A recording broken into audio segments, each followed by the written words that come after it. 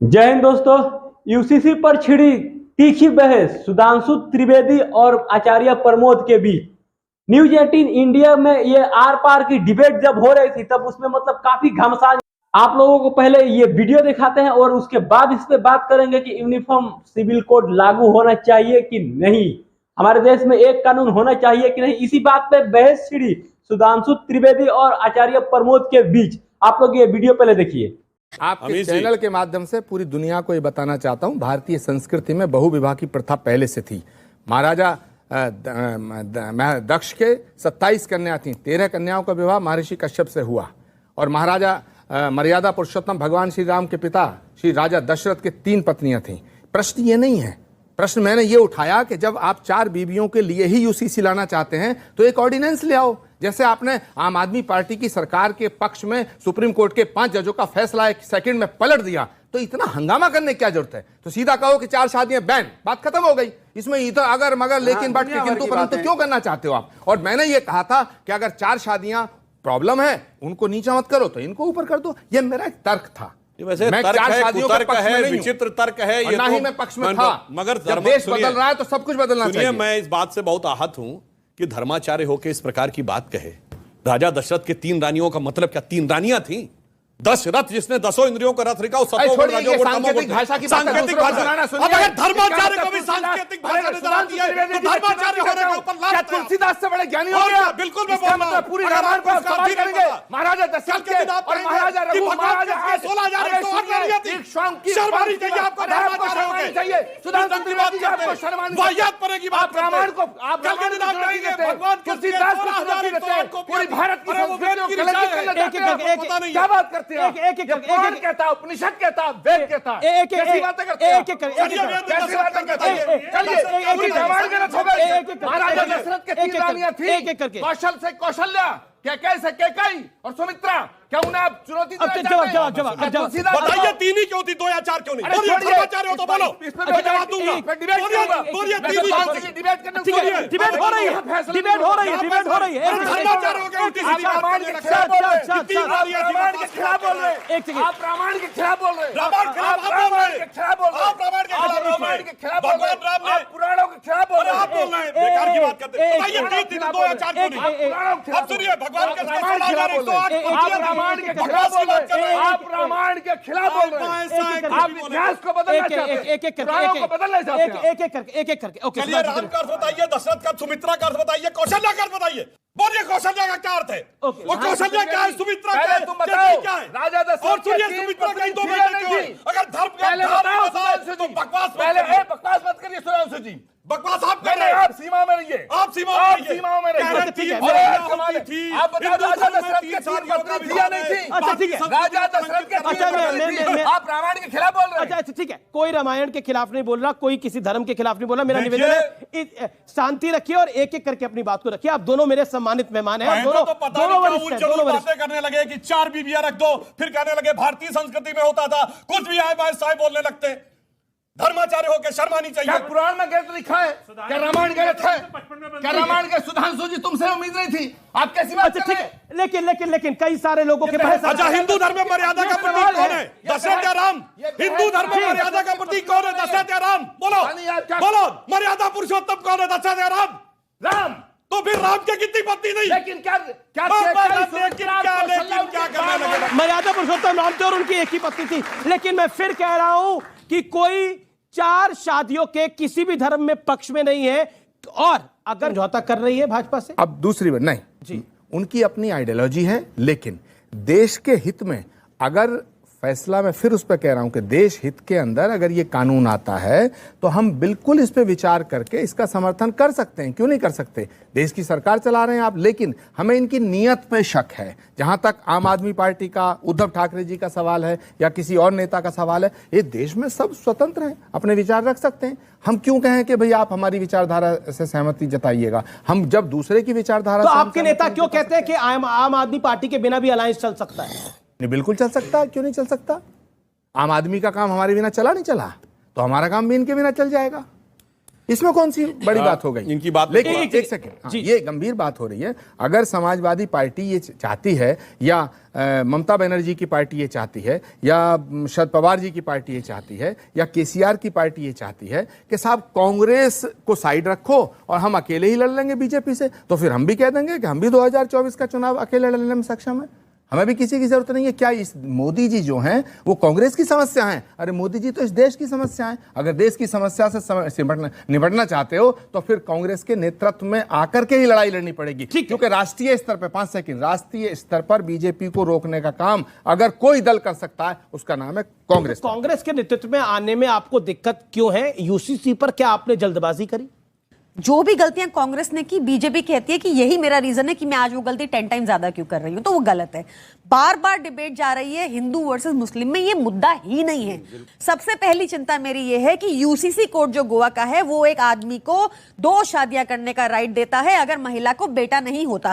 क्या ये रहेगा? दूसरा, इनका जो यूसीसी उत्तराखंड का ब्लूप्रिंट आया है उसमें आया है कि अगर हस्बैंड वाइफ का डिवोर्स होता है तो बेटा तो बच्चे को ग्रैंड पेरेंट्स को दे दिया जाएगा। क्या ये सही है? ऐसा होना चाहिए? इसमें इन्होंने जो 371 का प्रोविजन है कॉन्स्टिट्यूशन में, वो कहता है कि मिजोरम और नागालैंड के स्पेशल राइट्स हैं। उसमें एनडीपीपी, जैसे भाई ने बताया, एनडीपीपी ऑलरेडी अपना ऑब्जेक्शन दर्ज कर चुकी है जो इन्हीं की अलायंस है। उसमें ये सारे मेन मुद्दे हैं, इनका जवाब क्या रहेगा? अगर सुधांशु जी सपोर्ट करते हैं तो अब तक किस बात पे सपोर्ट कर रहे हैं बिना ब्लूप्रिंट के? जी सुधांशु त्रिवेदी।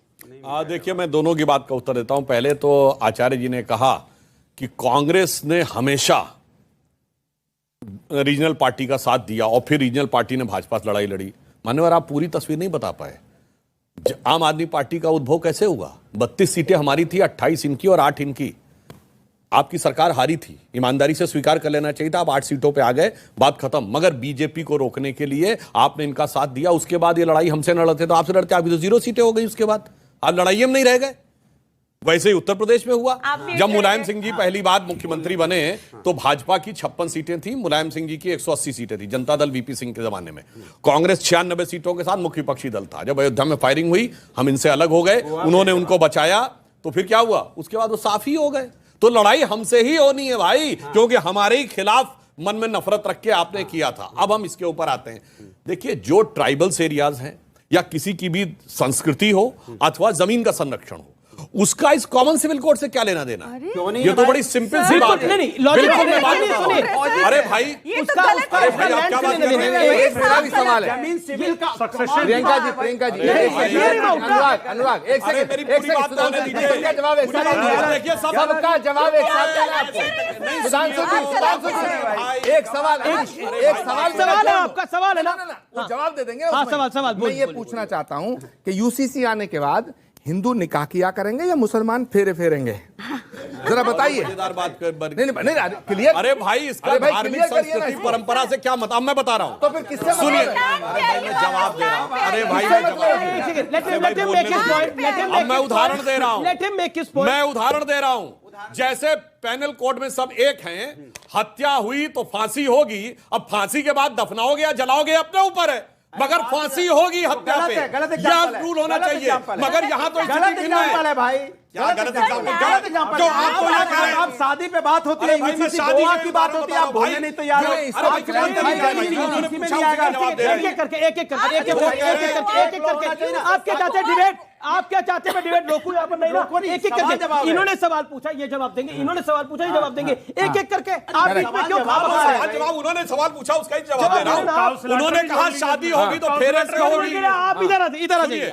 शादी होगी तो फेरे से होगी या निकाह पढ़ के होगी? इसका क्या मतलब है? मैंने जैसे कहा कि मृत्यु होगी उसके बाद दफनाओ या वो करो, अपने हिसाब से करो। वैसे ही शादी होगी, तुम अपने संस्कार से करो। बस शादी में एक बात तय हो जाएगी, शादी होगी तो रजिस्ट्रेशन कराना पड़ेगा। शादी होगी तो सबके लिए एक पत्नी एक पति होगा। इसमें कौन सी समस्या की बात है भाई? इसमें कोई समस्या की बात है? अब आइए लैंड वाली बात करते हैं, जिस पे बात हुई लैंड वाली बात पे, जो प्रियंका करने बात होती है। लैंड के ऊपर तमाम राज्यों में यह विशेषाधिकार है कि आप उसकी लैंड नहीं ले सकते। जैसे शेड्यूल कास्ट की लैंड आप नहीं ले सकते। इसका यूसीसी से क्या लेना देना भाई?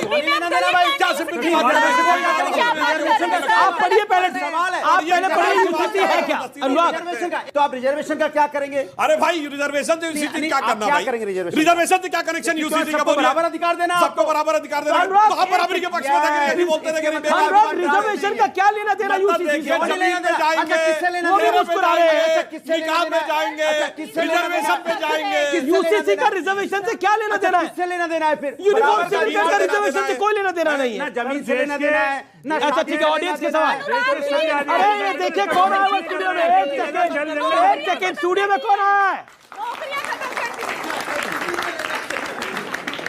आप क्या कहना चाहते हैं?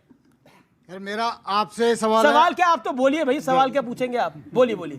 मेरे को इतना ही पूछना है कि आप तो ठोक दीजिए। बिल्कुल ठोकूंगा। आप 35 करोड़ से ऊपर क्यों नहीं सोचते हो? मोदी जी 140 करोड़ के बारे में सोच रहे हैं और आप केवल 35 करोड़ पे टिके। अच्छा, ये तो आप 140 करोड़ के बारे में अच्छा सोचिए। एक सवाल है, ये वेशभूषा अभी आपने 2017 के बाद धारण करी है या उससे पहले से पहनते आ रहे हैं? ये केवल 2022 के बाद चालू हुई है। 2022 के बाद चालू हुई है। चलिए, कंफ्यूजन हो जाता होगा कई बार लोगों को, लेकिन आपको यहाँ देख के अनुराग भदौरिया थोड़ा डर गए थे। अच्छा नहीं मैं ऐसा तो नहीं था। एक सेकंड अब देखिए बीजेपी के प्रवक्ता कह रहे हैं शादी से यूसीसी का लेना देना नहीं, जमीन से लेना देना नहीं, रिजर्वेशन से लेना देना नहीं। तो प्रभु लेना देना किससे है? अरे भाई लेना देना किससे है? पता किससे? पता किससे? मैं बता रहा हूँ, इससे लेना देना है, इससे लेना देना है। महंगाई पे बात ना हो जाए, टमाटर 120 रुपया हो गया है, इससे लेना देना है इनको। इससे चर्चा नहीं करना चाहते। हाँ, ये इससे लेना देना है क्योंकि इससे ध्यान भटकाना चाहते हैं आपको। इनको किसी से लेना देना नहीं है। अमित जी अभी ये डिबेट को उस लेवल पे लाएंगे। सुनिए अभी ये कहेंगे फेरे और निकाह तक लाए हैं। अभी ये कहेंगे अरे टमाटर ज्यादा देर जेब में मत रखिए, गड़बड़ हो जाएगी। 120 रुपए किलो है। अच्छा ये खरीद के लाए, चुरा के लाए? खरीदा हुआ भैया, ये एक खरीदा है। मेरा नाम गोवर्धन पांडे है जी। मेरा भाइयों से जवाब है क्योंकि जो मुसलमान समुदाय के लोग हैं सबसे ज़्यादा प्रताड़ित मुसलमान हैं इस समय। हमें ये यूनिफॉर्म सिविल कोड का समर्थन करना चाहिए क्योंकि हमारे देश में समान कानून व्यवस्था होनी ही बहुत ज़रूरी है। जी, इस देश को चाहिए। तो अभी एक बात और कहता हूँ, जैसे एक उदाहरण देता हूँ। जैसे एक मुसलमान समाज में एक शादी होती है, शादी होने के बाद जब उस मुसलमान लेडी का बच्चा नहीं होता है तो वो अपने बच्चे को, किसी बच्चे को गोद नहीं ले सकती है। ये इनके शरिया के अंदर में है, दूसरे बच्चे को गोद ले सकती है। मुसलमान को दूसरी शादी करनी पड़ती है, ऐसे तीसरी शादी कर लेते हैं। ऐसे ही हैदराबाद में 12 साल की लड़की, वो विषय अलग है, हाँ। लेकिन आपने बांध को रखा, वो जो हैदराबाद का विषय है वो अलग है। लेकिन एक लेजिटिमेट सवाल है, इसका जवाब दीजिए। क्यों आप हमेशा शक की निगाह से देखते हैं? ऐसा तो नहीं है, बीजेपी ने तो अब ये भी बोला पसमानदा मुसलमानों के लिए दिल खोलकर नरेंद्र मोदी स्वागत कर रहे हैं। देखिए, किसी भी स्वस्थ लोकतंत्र में उसकी परिभाषा ये है कि जब उसकी माइनॉरिटी अगर स्वस्थ और सुकून में होगी और शक नहीं करेगी, समझ लीजिए वो देश का लोकतंत्र स्वस्थ है। भारतीय जनता पार्टी ने पॉल्यूट कर दिया, इसने इतना डराया है और ये जुल्म कर भी रही है और करती हुई दिखना भी चाहती है, क्योंकि इसके अपने वोटर खुश होते हैं कि देखो उन्होंने मुसलमानों को ठोक दिया योगी जी की तरह। तो इसलिए इनका जो भी इनकी नियत होती है, सारी पार्टियों को शक हो जाता है। अभी मसौदा नहीं लाए, लेकिन शक सबको है क्योंकि ये करते ही वो काम है। अभी जैसे बुलडोजर चल रहा है, सिर्फ मुसलमानों के घरों पे बुलडोजर चल रहा है, बाकी किसी पे नहीं चल रहा। कलीमुल हफीज साहब, अगर यूसीसी इतना खराब है, इस्लामिक देशों में यूसीसी क्यों है? गल्फ नेशंस में यूसीसी क्यों है? अमेरिका से लेकर टर्की तक यूसीसी क्यों है? देश में सऊदी अरब से लेकर क्यों है? बाकी देशों में बिल्कुल गलत बयानी कर दिया क्यों है? गलत बयानी नहीं है, मैं आपको देश गिना सकता हूं। अमेरिका में तो 50 राज्य और 50 संविधान। हिंदुस्तान अलग है भैया, हम अनेकता में एकता वाले देश हैं। मैं आपको देश गिना सकता हूं। आप हिंदुस्तान को बाहर से क्यों कंपेयर करो भैया? हम तो अनेकता में एकता वाले लोग हैं, हमारी अलग पहचान है भैया। हम तो विश्व गुरु वाले लोग हैं। आप उसको कंपेयर कर रहे हैं इधर उधर से। मैं इनसे पूछना चाहता हूं, हाँ, मैं कंपेयर आपके सांसद की तरह कंपेयर करूं कि मैं मौलवी और मुफ्तियों से बात करूंगा? मैं पूछना चाहता हूं इनसे बार-बार कि आपने सिखों से संपर्क किया? देखो, यूसीसी एक बात होती है ना, कहीं कुछ बना ही नहीं। कहते ना, 2 लठ गए, बोले ये खेत हमारा होगा। बोले ये खेत होगा तो क्या करोगे? इसमें सरसों बोएंगे, फिर सरसों पैदा। तो आप लोगों ने वीडियो देख लिया, अब आप लोग फैसला कीजिए। एक देश में एक कानून होना चाहिए कि नहीं होना चाहिए? हमारे लिए अलग कानून रहेगा, उनके लिए अलग, उनके लिए अलग, ऐसे कैसे हो सकता है? बाकी जनता जनार्दन यूसीसी के बारे में आप लोग क्या सोच रहे हैं, कमेंट करके अपना राय जरूर दीजिएगा कि हमारे देश में यूनिफॉर्म सिविल कोड लागू होना चाहिए कि नहीं। मिलते हैं नेक्स्ट वीडियो में, तब तक के लिए जय हिंद, जय बिहार।